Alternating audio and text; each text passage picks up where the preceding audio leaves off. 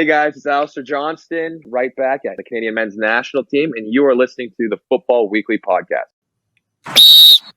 Welcome to another episode of the Futbol Weekly Podcast. I'm your co-host, Reginald Dino, or your host, Reginald Dino. Keep saying co-host. I'm your host, Reginald Dino. Third week of league play. Again, show quick and easy. Not really. It's very early doors. Got some results this past weekend that, affect the title race, but even so, I mean, there's so many games to go. No one's going to go undefeated. Points are going to be dropped by everybody, so it's not a foregone conclusion, done deal that this is the way the leagues are going to shake out. So again, we're not going to dive too deep into results and what it means for some teams. We probably won't get there until maybe closer to in November or closer to Christmas time, when whoever leads the league at Christmas usually wins the league, right? Isn't that what they usually say? But we just had the transfer window close in all of world football, and there weren't really a lot of transfers to talk about. If you're looking for a transfer of a player that's really going to make a team a contender to win a Champions League or to win the league, I don't think any of those deals were made. You might look at Mbappe going to Real Madrid and saying, oh, well, that's one, but Real Madrid won the league and won Champions League last year without him. Does that put them over the top? Does that make them odds-on favorite to do the repeat again, win the league and Champions League again? I don't know. They were probably favored to do that with or without him. Or they were probably favored to do that without him. Even if they didn't get him, they were probably favored to do that. So as far as big money, big move transfers, I guess you would have to put the Mbappe up there. But a lot of players that we thought were going to move didn't move. You've heard Victor Osimhen's name in transfer talks for two years now. And Napoli re-signed him to a deal that upped his release clause, and nobody was willing to pay it. So clubs aren't spending stupidly anymore. Manchester City is the last of the Mohicans in that sense. September 1st, 2024, we're still waiting for the punishment for Manchester City.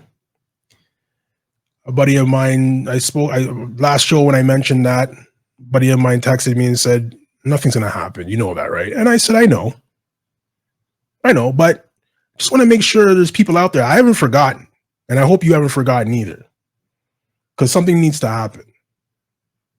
Something needs to happen. And I think what's happening to Manchester City is the reason why you're seeing clubs not just sign stupidly. Because if the punishment that they're saying for Man City really comes to fruition, it's not worth it. It's not worth it. But before we get into that, actually, we had a sad event happen. Actually, a couple of players died this last week. I think Sol Bamba died a couple of days ago, if yesterday or a couple of days ago. And then we had a player in Brazil. I think he was playing for Fluminense or maybe Sao Paulo. I can't remember. Died on the field, I believe, of a heart attack, or died just when he came off the field after the game and passed away. But Sven-Goran Eriksson, former national team coach of the English national team, amongst many other teams that he's coached, lost his battle with cancer this past week or maybe last week. So a man that dedicated his life to the game of football and teaching it, and always had a smile. Never saw him really angry on the touchline. Again, passed away. Long battle with cancer. So players and managers and fans that he brought joy to. You hate to hear about such big personalities leaving us too early. So again, rest in peace to Sven-Goran Eriksson. You'll be missed.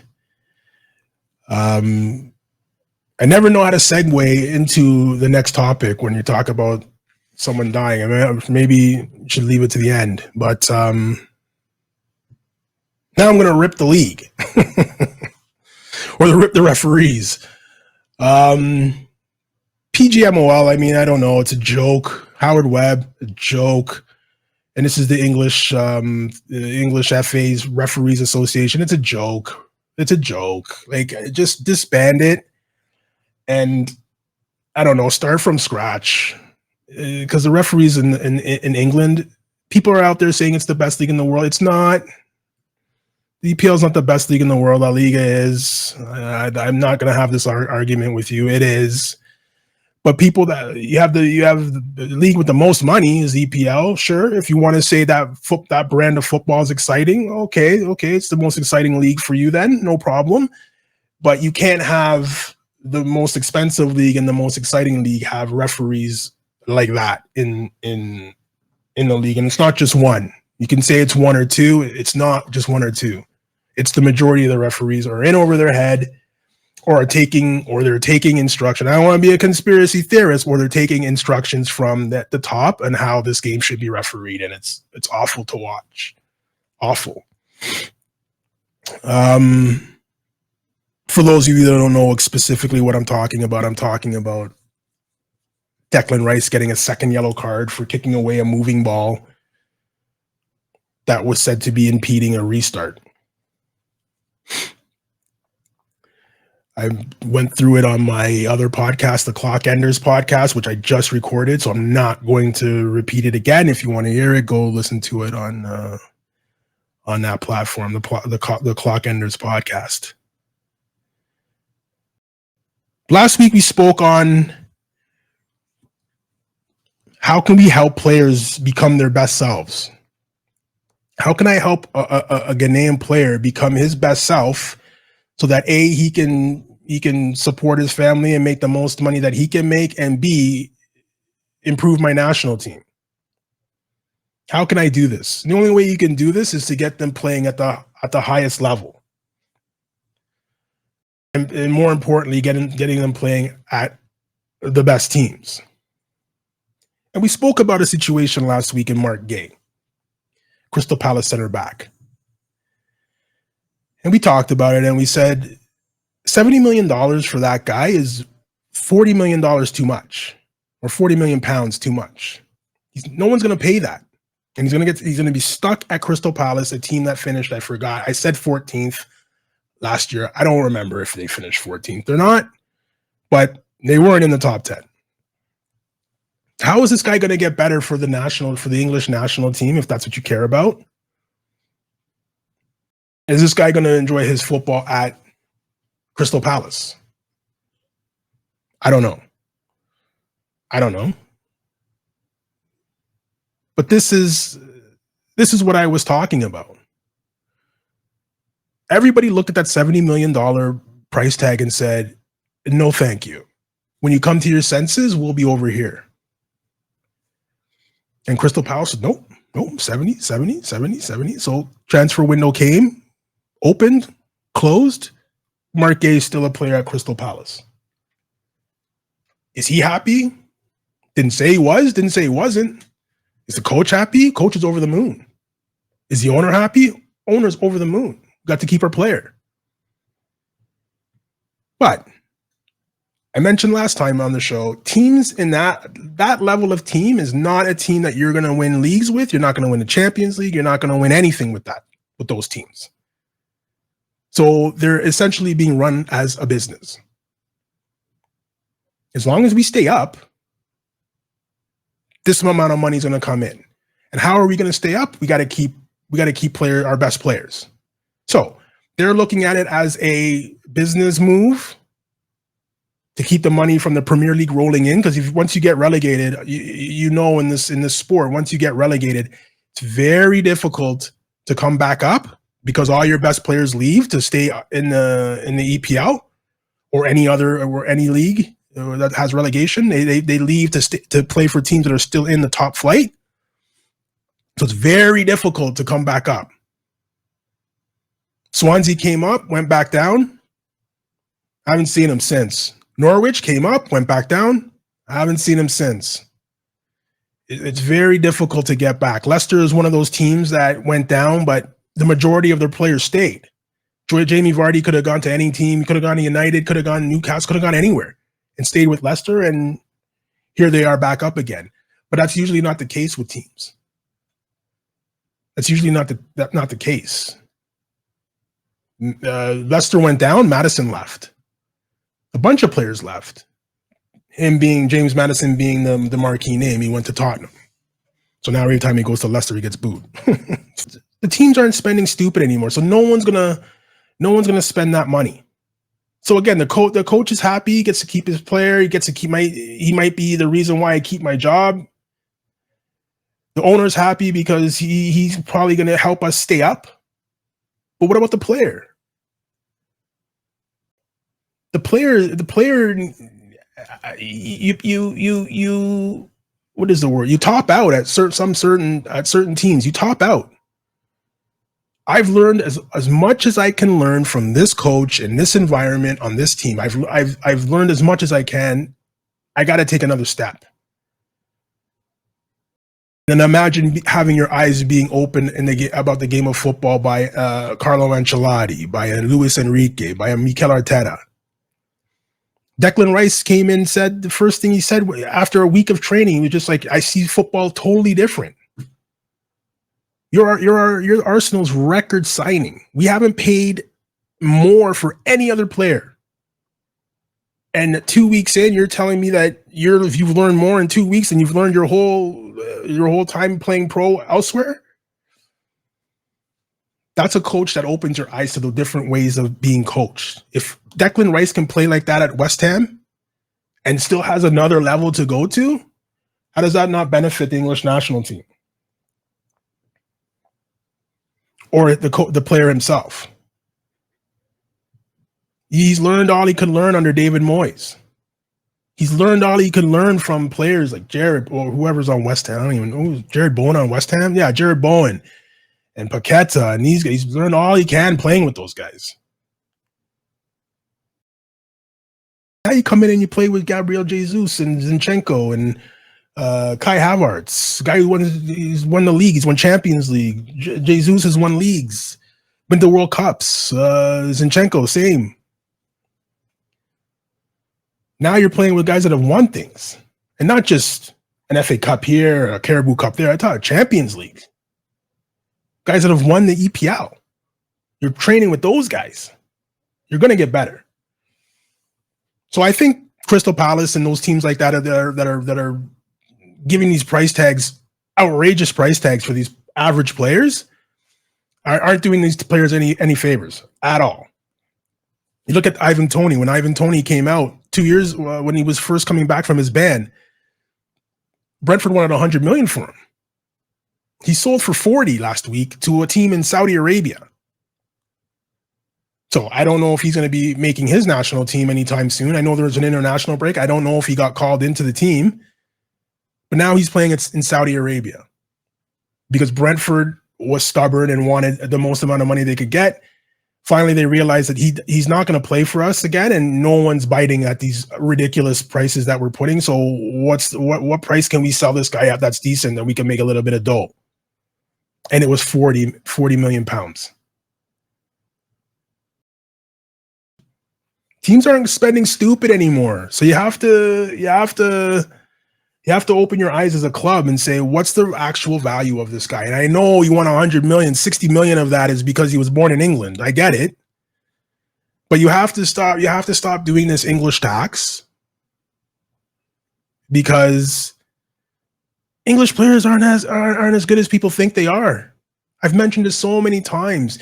You want to say EPL is the best league in the world? No problem. EPL is the best league in the world. But the best players in it aren't English. The best players on their teams aren't English. So I don't know where we're getting this extra $50 million to tack on to someone because they have their passports English. I don't get it. But anyways, I'm repeating myself. I've said that a million times, so I'm not going to repeat that. So again, guys, no really results. Arsenal drew Brighton this week. City won. Liverpool won today. They beat Man United 3-0. My FanDuel account should be a little bit fatter after that game. Atletico, I believe Atletico Madrid in Spain, they tied this weekend or won 1-0. Barcelona and Real Madrid keep rolling. I watched Inter destroy Atalanta on Friday, I believe it was. I believe Juve won 3-0 as well. But again, early doors. We're not going to get into too much of the results right now. Like I said earlier, probably towards November we'll start. Okay, this, that, this, about this thing, just going through the news of what's happening in the leagues. Champions League draw came out. I think believe the Champions League starts on the 17th. So we have international break. Imagine we have international break now for 2 weeks, and then you come back, you play in your league, and then that same week Champions League starts. I don't know, man. Can you spell burnout? Champions League has come about. I mean, kind of looks awfully familiar to a proposal that was proposed a couple of years ago by some owners around the world of the teams that are really popular. Gone are the round robin type of eight groups of 4. Those are gone now. So each table now it's a table format. It's like a league. It's like a mini league. So you're going to be paired with 7 other teams because now we've allowed more teams into Champions League. So Champions League is going to go till August next year. I'm kidding. It just seems like that. More teams, more games, and it's just gonna prolong. It's not. I don't think the final can be in May, but whatever. We'll see.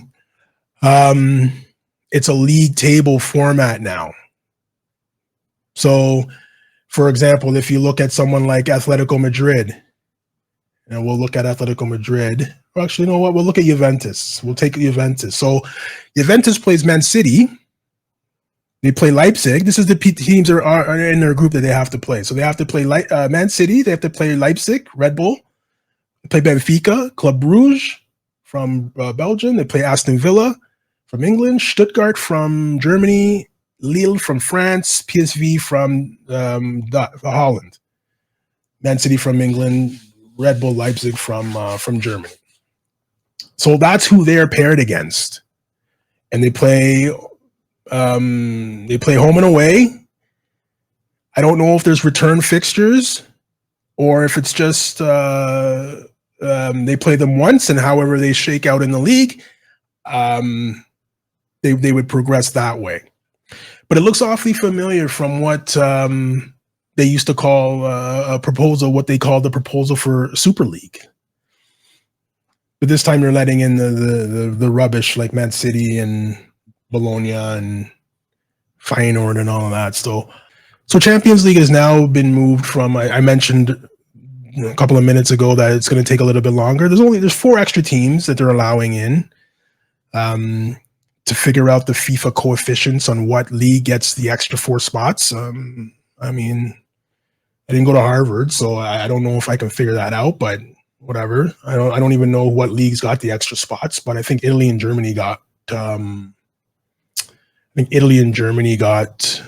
one each.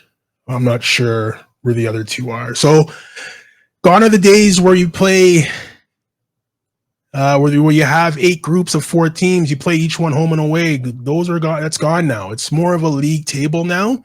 You play 8 games. There's no home and away. You play 4 at home. You play 4 away, and then you pick up your points, and you progress based on how many points you received. I'm not sure if the bottom 4 or bottom 2 of each table goes to Europa League. I'm not sure how that works.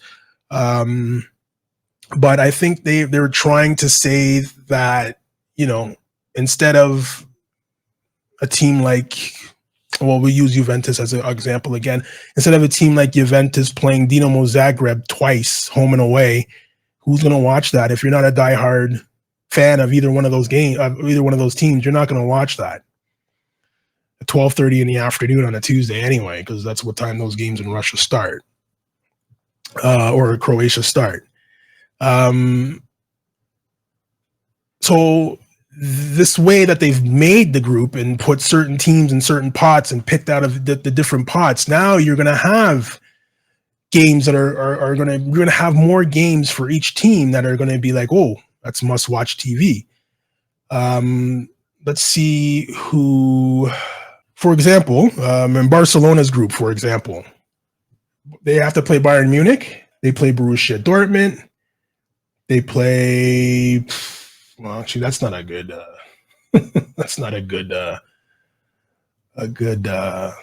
gauge. Let's see here. Who. I guess Arsenal's pot would be probably one of the more difficult ones of a major team. I mean, not like, well, if you're a lower team like Feyenoord, you end up playing Bayern Munich, Man City, Benfica, and teams like that, and Leverkusen from Germany, last year's invincible squad. So that's going to be tough for them. Maybe that won't be as tough for somebody else. But if you look at Arsenal, they got to play PSG. They got to play Inter as well. And Inter's away, and Sporting, and Monaco. Those are going to be, and Atalanta. Those things are going to be tough. So out of all of those games there, out of the 8 games they have to play, as an Arsenal fan, I would probably watch all of them. But neutral fans are going to watch PSG Arsenal. Neutral fans are going to watch Inter Milan Arsenal. Neutral fans might watch Sporting Arsenal. So what they were trying to do is take a little bit of the action from the Super League, where the Super League was supposed to be all the best teams in all the best leagues. So Manchester City, Man United, Liverpool, Arsenal, Inter, Milan, Barcelona, Real Madrid, Bayern Munich, all play in a league themselves. So every game is must-see TV. Every single one of those games is must-see TV. And that got thrown down. The owners were on board. So most of the owners were on board until the fans freaked out. And amazing. 2 years later, UEFA changes the Champions League format to mimic the Super League. We'll see how it works out. It might be a good thing. We'll see how it works out. I'm not saying it's going to be a bad thing or anything like that, but it's just funny to see how it's been copied, how the Super League format has been copied by UEFA, who was dead set against it. So we'll see. So guys, international break this week.